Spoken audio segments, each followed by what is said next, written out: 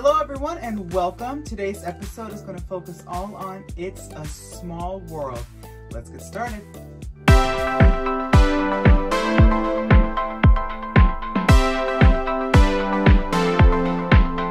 So when I posted these on my Instagram, a lot of people commented, and I think that a lot of people think that these dolls are from Brazil. However, if you Google Cuban costumes and Cuban festival gear, you will see that they are wearing these striped shirts with these beautiful bandanas and the hats. So these are truly Cuban dolls. Now I had the honor of actually working on one of these dolls in the attraction, and that is the guitar player. So let's start with him.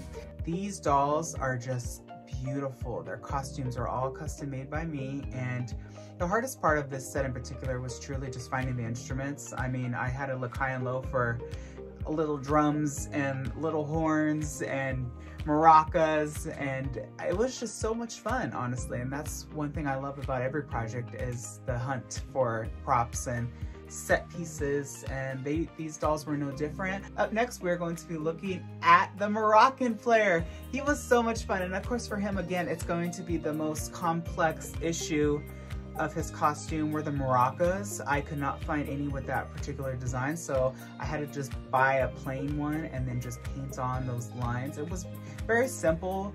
It just took a little bit more time than I thought it was going to, but again, all of these boys have the exact same costume, so they were very, very simple. I was able to find a pair of pants that fit all of them and a shirt that fit all of them, so I looked out that way. Up next, we have the drummer. The drummer is probably my most favorite in the ride. If you pay attention when you're in the attraction, you will notice that these dolls look a little different than the rest that are around there, and that is because Disney refurbs these dolls every so often, and during probably every decade, there is an update to the heads, and that is just because, and I'm sure unfortunately all of you have noticed, that some of these silicone heads rip, and you have to understand that these heads are in operation 12 plus hours, 365 days a year. So of course they're gonna have issues.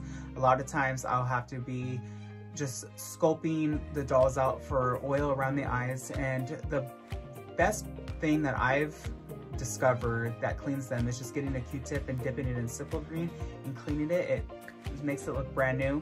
But these dolls are really special in this particular section because they are the oldest dolls in the ride. If you look at the other dolls, for example, and some of the newer heads, you will see differences in their looks. There's about 3 generations of heads in the ride right now, and these are the oldest. They're probably from the late 80s or to early 90s, and they are such a call to the past, and I really hope they stay there as long as they can because they're so beautiful. I love this era of Disney dolls.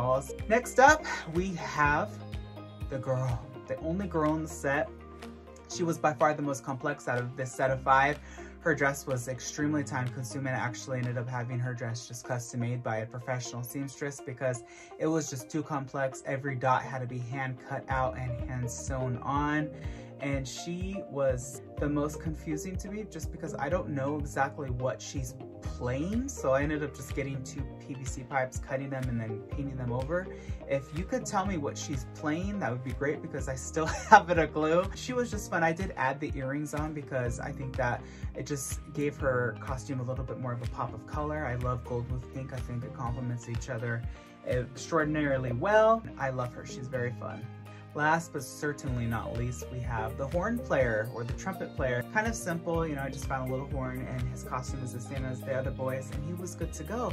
So these dolls for me were such a fun set to make. They're so iconic to the ride, and I hope you all enjoyed them as much as I enjoyed making them. And here is a beautiful cinematic view of the Cuban doll set from It's a Small World.